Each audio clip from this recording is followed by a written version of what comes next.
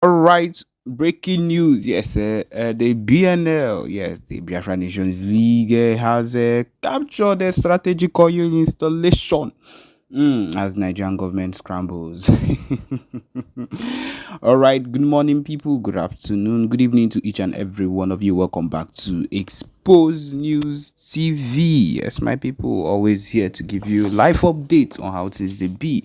Going into the details without further ado. Yes, the Biafra Nations League has seized control of a major oil installation in the Niger Delta area region rather, and of course it's a major severe blow to Nigeria's economic lifeline. The attack took place in the morning as the forces overtook the facility after a brief standoff with the security personnel. My people who say you hear I'm a brief standoff, it was something that was brief and coordinated. It wasn't an anyhow thing that you would wake up to do. Okay, yes, the oil installation, which is one of the largest in the region, account for a significant portion of Nigeria's crude oil production and the revenue. The takeover has sent shockwaves. Of course, my people, you would not hear this on the news. You would not hear this anywhere at all because that is what it is. With fears of production disruption and a spike in global oil prices, experts have estimated that the halt in operations at the facility could cost the country millions of dollars in revenue daily. My people, which we know that these millions of dollars in revenue has not been even coming into the country. Things are getting worse. Where is all the money going to? Where is every income that comes into the country going into? My people, it just lets you come to a full-time understanding that everything is a complete waste of time, even if you were to allow it to keep going, if you or the production were to keep going, the country would still be wallowing in debt, and that is the truth of the matter. Okay, we continue with without wasting much of your time. It says here that the Nigerian government already grappling with the resignation of the military control and forces. President Bola Ahmed Tinubu has declared, of course, the Biafra movement a national threat, and emergency meetings have been held to address the crisis. However, with security forces overwhelmed and demoralized, the government response has so far been limited to issuing threats of retaliation. My people, on a low key, you should just be listening to these things on a low key because the takeover, the full time takeover for the Biafra independence and freedom is as close as it can be. And I hope that you people are actually taking note and getting ready for it, because at this point, we are on the verge of creating something extraordinary. I repeat, something extraordinary that you might not be so surprised at the end, so that you would be in view of this particular movement that is taking place. He says here, of course, it is a big victory for the Biafra movement, and he says that this is just the beginning. Say the spokesperson for the BLA. Nigeria's stranglehold on our people and resources will end. And that is the truth of the matter. This is the aim of everything, to make sure that everything comes to an end, because these people have held down everything that sings or wallows close to the movement of the Biafra movement or anything Biafra land resources. They have held it down and have sworn life and death not to allow us move forward on any ground. And that is just the truth of the matter. They have sworn here and there to make sure that things do not work out. My people, we are not on that level of seeking to make things better or smoother. We have gone with dialogue for the longest of times and it has not worked out. My people, it is time to go towards the way that would make everybody shiver with everything that is happening, and that is just the truth of the matter. And hopefully we will get the desired response that we need. We will get the response that we need, because even at this point we are making moves. We are making big moves, and we are going to actually succeed in everything we are doing. Okay, my people, the next set of things you'll be hearing is and will be the movement upgrades, and the PM are making a full-time broadcast on everything that concerns the movement. All right, be very careful to listen attentively and enjoy. Thank you. But you shouldn't have to leave your country to have those opportunities.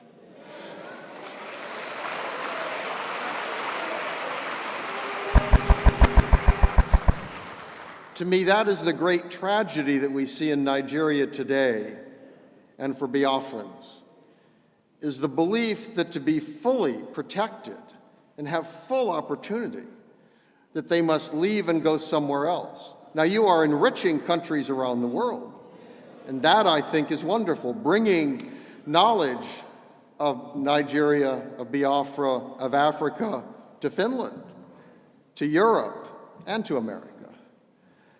But again, you shouldn't feel you have to leave your homes to do so. And that is something which other people, other countries around the world should support you as you demand that those opportunities be protected.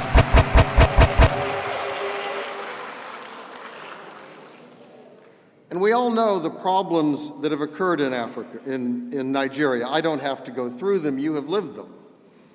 In terms of internal conflict and violence, of misrule and dictatorship, of corruption, of political misbehavior, even of the current government. But the problems, unfortunately, there was great hope when the dictatorship ended. But if one looks at Africa and looks at Nigeria today, one sees it getting worse, not better. And that is wrong. And that is a threat to you all. It's a threat to your families back in Nigeria, and it's a threat to everyone who lives in Biafra. I think that it's important here, it's vital that these opportunities not be lost. An area that I care especially about is religious liberty, and I write about that an awful lot. And that's an area that I have great concern in what I see in Nigeria today. That again, there's a long history here, which I don't need to tell you because you have lived it. But it's recognized by some in America, and I think this is an important issue to address the new administration on. Because Donald Trump does care about religious liberty. It's an issue during his first term that he was concerned about. He received very strong support from many religious people in America. And this is the kind of issue that you can use to talk to the incoming administration about the importance of liberty in Nigeria, and also in that context then raise the cause of Biafra. That is not something which many people write about. Michael Rubin was an exception. But this is an issue that you can use to educate Americans. The U.S. Commission on International Religious Freedom, which is an independent body that studies religious issues around the world, told us last year that freedom conditions in Nigeria remained extremely poor.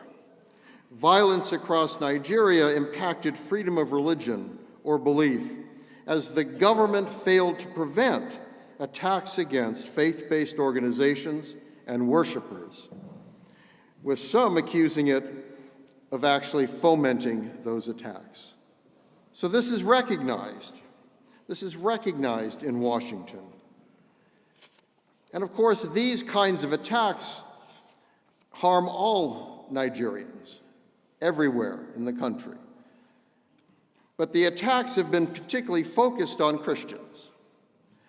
And that is something, again, that can be brought to the attention of the U.S. government, that this is a way to raise your cause.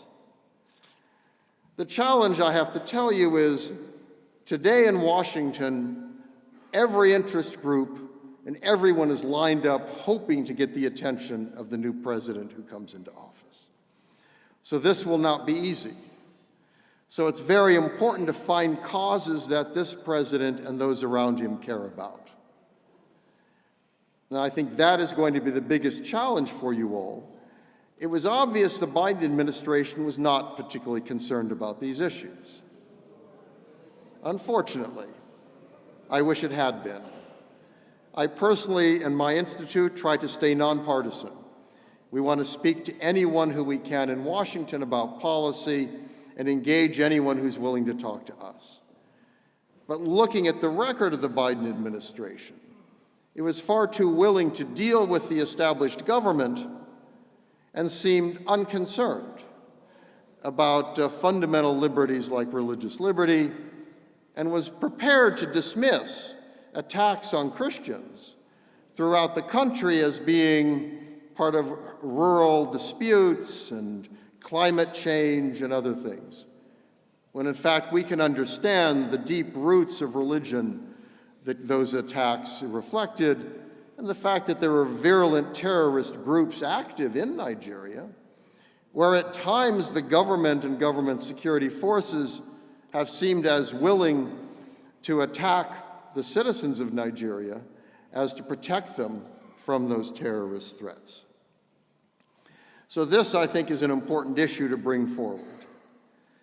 It's also important to address the Trump administration when it's trying to think about future friends in Africa. That Biafra would be a friend of America.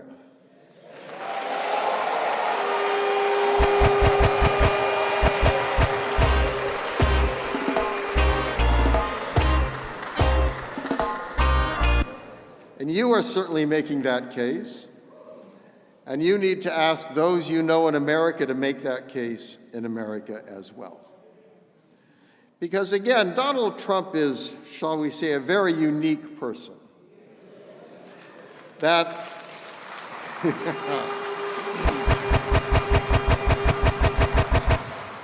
that's not always perhaps to America's benefit, but I think in this case, it's actually very useful.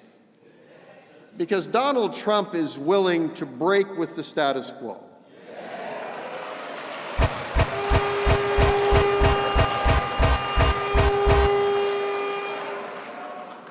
I do a lot of work on issues like North Korea, and I thought one of the brilliant steps that Donald Trump took was a willingness to meet with the leader of North Korea that no other U.S. president had ever done.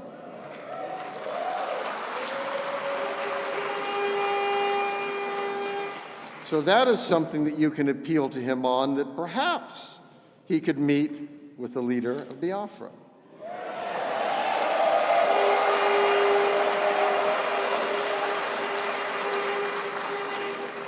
That he recognizes the importance of reaching out to people who his predecessors refused to have anything to do with.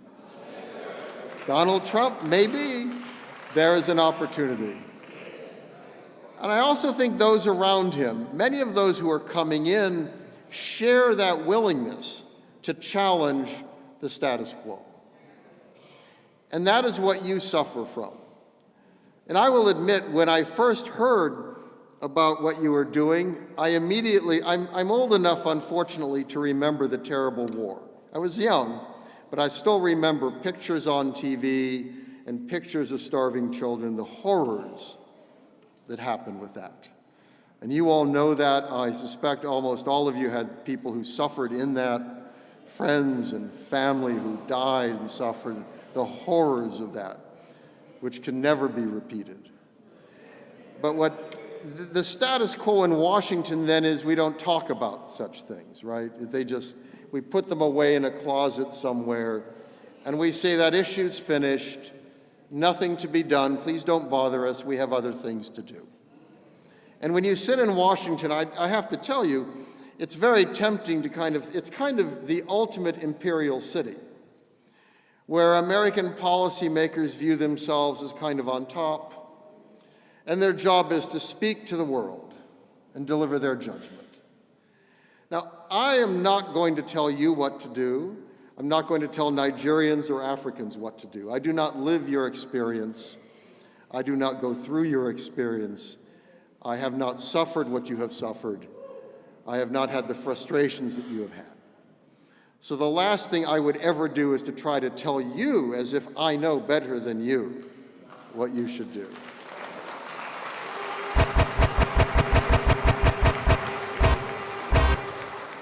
But I want to encourage you to speak out, because you can carry the message forward. And that message needs to go to Washington, D.C. And that message needs to go to the White House when there's a new president. It needs to go to the Congress. Now the U.S. Senate will be controlled by Republicans as well. There's a chance there. It needs to go to think tanks, which matter, people who spend a lot of time, they publish lots of stuff.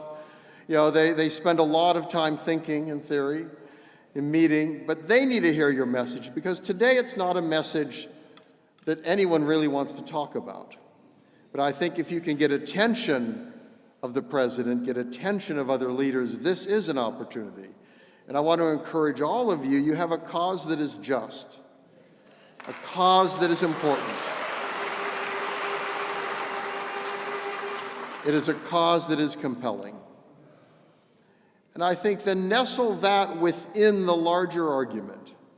You know, this is an administration, current one, where the president only now, as he is about a month and a half away from leaving office, decided to visit Africa.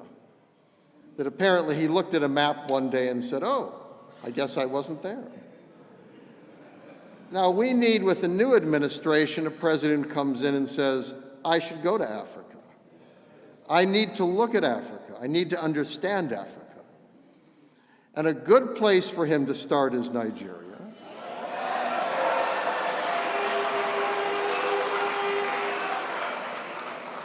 And if he starts, he should not start thinking of Abuja. He should start thinking about the people of Nigeria, wherever they live, and understanding how that government in Abuja and its security forces are not serving the people of Nigeria. Because the ultimate responsibility of any government is to protect your safety, is to protect your opportunities, to protect your freedom to worship and to live and to speak, and to protect a democratic future where you can choose your leaders freely and live in a free and democratic society. And that's not being done today by the government in Abuja. And Nigeria could lead Africa, but as I indicated, it looks like it's going in the wrong way. Well, a free Biafra could lead Nigeria.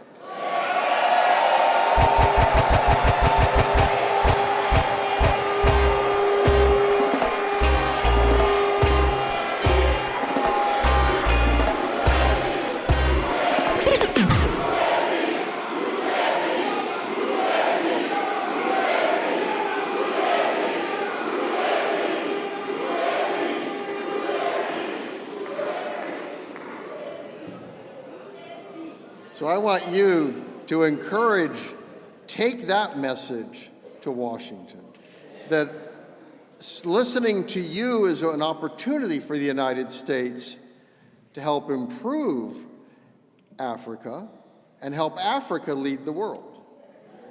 Because as I indicated, again, you look around the world, virtually every country is shrinking.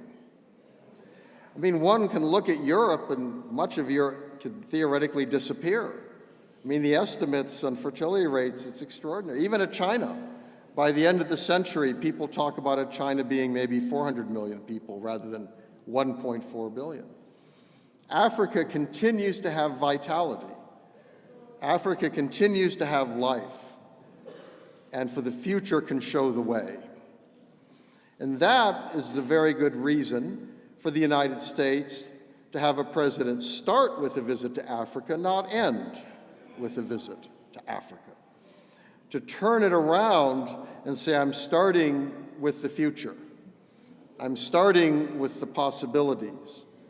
I'm starting with the opportunities.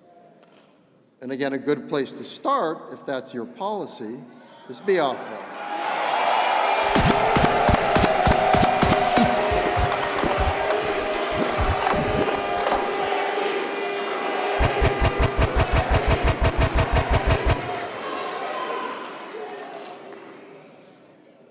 So let me, as I indicated, I'm not going to tell you what to do.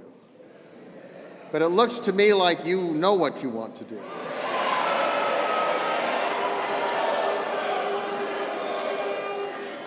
And I want to commend you, again, for your enthusiasm, for your willingness to gather here, for your willingness you've chosen leaders, you're pushing referendum, you're taking steps to make this vision, this dream, into a reality.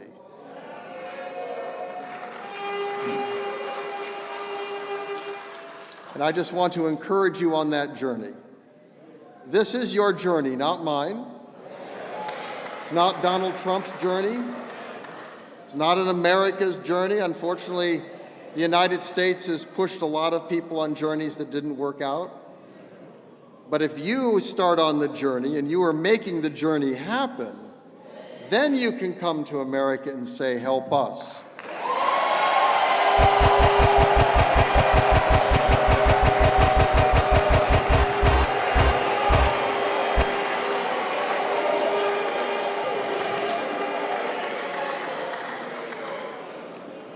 So I want to conclude with a vision of a democratic and prosperous African continent,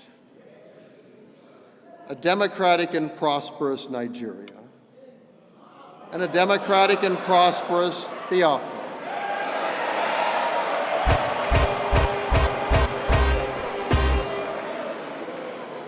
This is up to you to turn that kind of a vision into a reality. And I'm so happy again to see so much enthusiasm and a willingness to gather and to push this vision. And I want to thank you for inviting me to come to speak to you.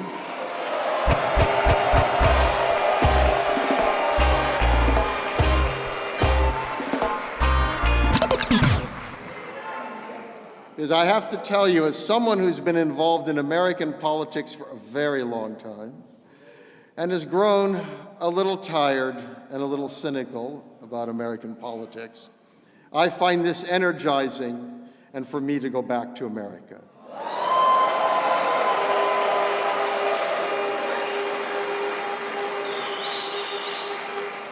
So thank you, Godspeed, and have a blessed new year. Thank you.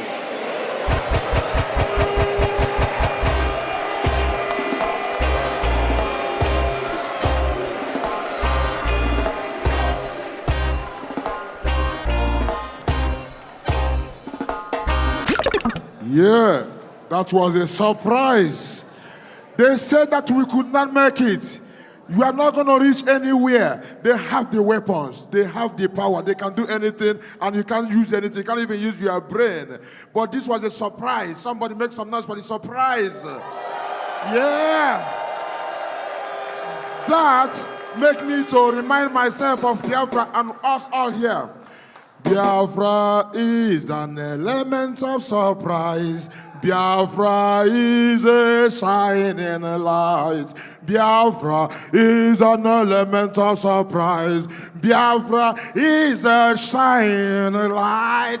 Biafra is an element of surprise. Biafra is a shining. Biafra is an element of surprise. Biafra is a shining light. It's just like when they said that nothing good is going to come out of Jerusalem, Bethlehem. This is the home, the home. One of our brothers here, his name is Bethel, the house of God. And this is what each and every individual of you is. Because Chukwu okike abịama bi n'ime gị, eziokwu anapụta. You're doing the rating, the truth. Blessed love, element of surprise.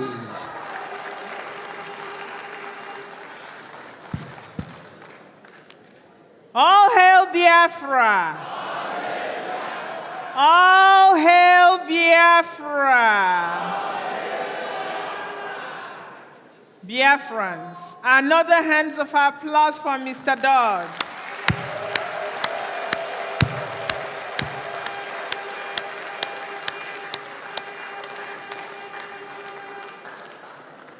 Right. Okay. As we continue with our program, we call on Sister Olewunne.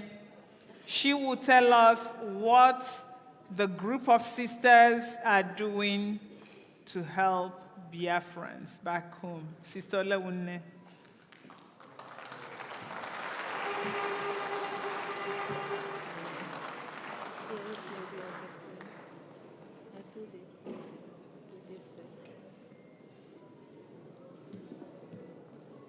Ndewon.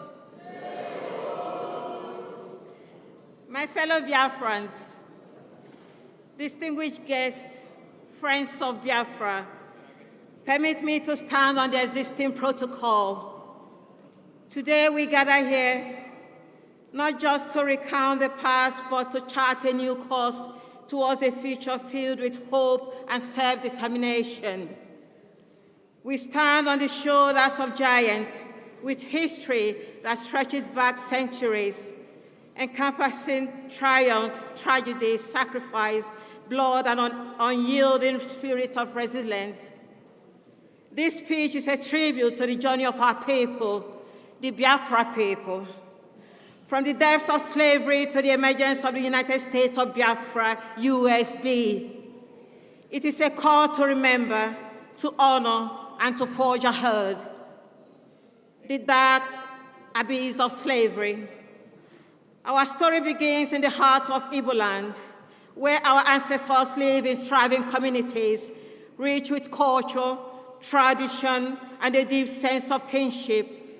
However, the shadow of slavery casts a dark spell over our land in the 16th century.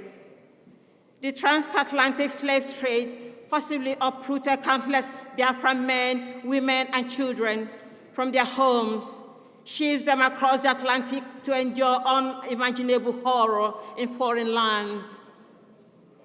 Igbo slaves found themselves in various parts of the world: Brazil, Caribbean, the United States, and beyond. Despite the brutality of their conditions, they carried with them the indomitable Igbo spirit. In these foreign lands, they preserved their heritage through subtle acts of resistance, cultural retention, and community building. Survival and evolution. In the Americas, Igbo slaves were known for their resilience and ability to maintain aspects of their culture, identity. In Jamaica, the Igbos were called able and were reputed for their strong sense of spirituality and community. In the United States, their legacy lives on in the Gulen culture of the Sea Islands, where the echoes of Igbo language custom can still be heard. In the story of Olod Ekwano, an Igbo man who was enslaved as a child, but later bought his freedom and became the prominent abolitionist, is a testament to our people's endurance and ability to rise above adversity. His narrative, interesting narrative of the life of Olod Ekwano, is a poignant reminder of our past, a beacon of hope and a future, a beacon of hope for our future. The Biafran-Nigerian War, a struggle for self-determination. Fast forward to the mid-20th century, the dawn of independence in Africa brought new hope. But for the Biafrans, it also heralded a period of unimaginable pain and suffering. The political instability and ethnic tension in Nigeria led to the secession of Biafra in 1967. The Biafran-Nigerian War, also known as the Nigerian Civil War, was a brutal conflict that lasted for 3 years, from 1967 to 1970, claiming over 3 million lives of Biafrans. Accidentally, I was born in Biafra, not as a Nigerian. I was born during these years of existence of the sovereign state of Biafra. Many people wouldn't believe that I was born at this time. Perhaps that explains my unquenchable fire of Biafra that I carry. The war was characterized by immense suffering, particularly for the civilian population. The blockade imposed by the Nigerian government led to widespread famine, resulting in the death of millions of people, many of them children. Images of starving Biafran children shocked the world, highlighted the severe humanitarian crisis. Thanks to the intervention of many missionaries, organizations through the Biafran airlifts, by the effort of the Joint Church Airlift, the GCA, Catholic Relief Services, the RCS, Caritas International, missionary priests and sisters, particularly the Holy Ghost Fathers from Ireland, Bishop Shanahan. They did a tremendous job in Olo, and you can still see it today. The wonderful College of Boys and Girls, Bishop Shanahan College in Olo, still functioning, still standing. Many Biafrans lived lives were saved because of their efforts. Many lives were saved. The missionaries did a tremendous job in Biafra during the war. Despite the overwhelming odds, the Biafran people displayed incredible resilience, innovation.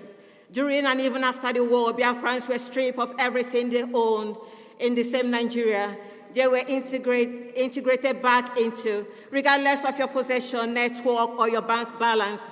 The Nigerian government seized all, gave Biafrans a mere sum of £20 to restart their lives. Yet, Biafran, my people, survived.